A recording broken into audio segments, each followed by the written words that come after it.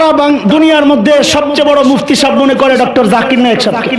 Doctor Zakir Naik সম্পর্কে এত মানুষের বিরোধিতা কেন?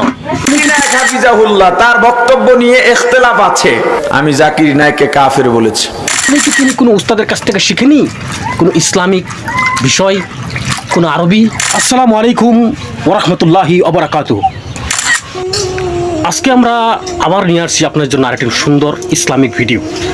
আর আজকে আমরা এই ভিডিওতে যার কথা বলবো তিনি হচ্ছেন একজন পরিচিত, একজন ইসলামের দায়ী গোটা বিশ্বের, যাকে পরিচয় দেওয়া হয় ডক্টর জাকির নায়েক, তুলনামূলক ধর্ম বিষয়ের একজন বিশাল বড় পণ্ডিত। আর উনার সম্পর্কে মানুষ নানান ধরনের বক্তব্য করে থাকে যে উনি ভালো করে শুদ্ধ করে আরবি বলতে পারে না, উনি ভালো করে আরবি শিখেনি, কোনো মাদ্রাসায় পড়েনি। আসলে কি এই কথাগুলো সত্য, নাকি মানুষে ভুলভাবে এইসব কথা ছড়িয়ে থাকে ডক্টর জাকির নায়েকের বিষয়ে? আসুন আমরা এই কথাগুলো আজকে ক্লিয়ার করব এই ভিডিওতে। ডক্টর জাকির নায়েক তিনি এক ইসলামিক প্রোগ্রামে গিয়ে নিজের মুখ দিয়ে প্রকাশ করলেন যে উনি কার কার কাছ থেকে আরবি শিখেছেন, আর কতটা আরবি শিখেছেন, আর কত বড় বড় উস্তাদের কাছ থেকে তিনি আরবি শিখেছেন, আর সেসব আরবি শিখে জ্ঞান অর্জন করে তিনি গোটা বিশ্বের কাছে ভালোভাবে আরবি কথা উপস্থাপন করেছেন, ওইসব জ্ঞান উপস্থাপন করেছেন। আর তিনি আলহামদুলিল্লাহ সেই জায়গা থেকে জয় হয়ে এসেছেন। ভিডিও লম্বা না করে আসুন আমরা সবাই দেখি ডক্টর জাকির নায়েক কিভাবে আরবি শিখেছে, কার কাছ থেকে আরবি শিখেছে, ওনার উস্তাদ কে কে ছিল। জাকির নায়েক বলেন, আমি আরবি শেখার জন্য মক্কায় গেলাম। সেখানে গিয়ে মাওলানা নাদভির কাছে 1 মাস প্রাথমিক পড়াশোনা করলাম। আমি খুঁজতে লাগলাম পৃথিবীর সবচেয়ে ভালো আরবি শিক্ষককে। আমি খুঁজে পেলাম অনারবকে আরবি শেখানোর সবচেয়ে শ্রেষ্ঠ শিক্ষক হলেন ডক্টর ফানিয়া মুবাদি আব্দুর রহিম। তিনি ছিলেন ইসলামিক ইউনিভার্সিটি অফ মদিনার লুগা ডিপার্টমেন্টের প্রধান।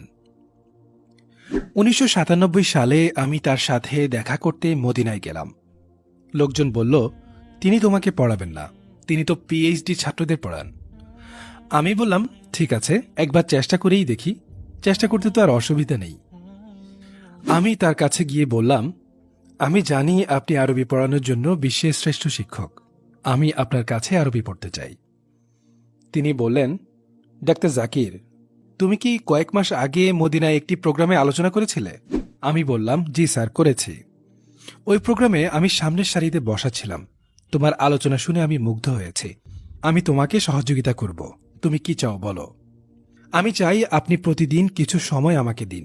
প্রতিদিন তোমাকে কিছু সময় না, আমি 5 ঘন্টা করে সময় দেব। এই যেন মেঘ না চাইতে বৃষ্টি। আমার জানা মতে বিশ্বের শ্রেষ্ঠ আরবি শিক্ষক আমাকে প্রতিদিন 5 ঘন্টা সময় দিবেন। আমি ভাবতেই পারিনি আল্লাহ আমাকে এভাবে সাহায্য করবেন। আমি যখন তার সাথে পড়তে বসলাম, আমি বুঝতে পারলাম তিনি জ্ঞানের সমুদ্র। তিনি 17 থেকে 18টি ভাষা জানেন।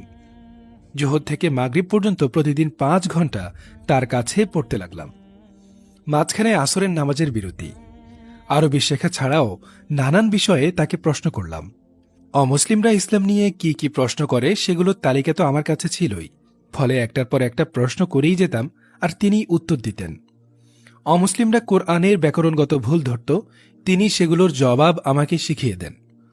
এই প্রফেসর কিন্তু একজন ভারতীয় বংশোদ্ভূত, আর বড় হয়েছেন চীনে, পড়ালেখা করেছেন আল আজহারে, তারপর যোগদান করেছেন মদিনা বিশ্ববিদ্যালয়ে। আরবি শেখানোর 3টি বই ছিল, আমি তার অধীনে 2টো বই পড়ি। তার কাছ থেকে আমি অনেক কিছু শিখেছি। তার মধ্যে একটি কথা তিনি সবসময় বলতেন, আমি হানাফি নই, শাফিঈ নই, মালিকি নই, হাম্বলি নই, আমি হলাম মুসলিম।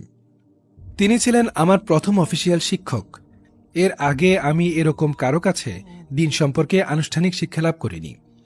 তার কাছ থেকে আমি যা শিখলাম সেটাকে আমি আমার অস্ত্রে পরিণত করলাম।